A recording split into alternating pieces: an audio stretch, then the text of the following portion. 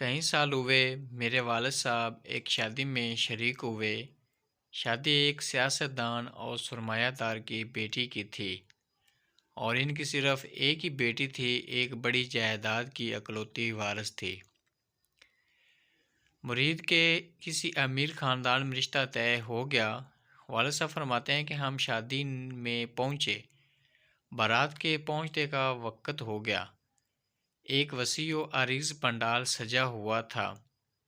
वालिद साहब फरमाते हैं कि खाने और बैठने के साथ एक तीसरा बहुत बड़ा पंडाल भी था जिसमें जहेज़ का सामान रखा गया था।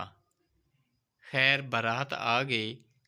लड़की का वालिद बारात को लेकर सीधा जहेज़ वाले पंडाल में चला गया और लड़के वालों से कहने लगा कि आप लोग सामान देख लें कि कोई चीज़ कम तो नहीं जो आपकी तरफ से मुतालबा की गई हो, और यहाँ ना हो। हर चीज़ के साथ एक पर्ची लगी हुई थी कि लड़के की फूफी की मांग, खाला की मांग, फ़लाँ फ़लाँ की मांग। बारात ने जब सारा जहेज़ देख लिया तो लड़की का वालिद बारात को लेकर सीधा खाने वाले पंडाल में चला गया और खाना खुलवा दिया।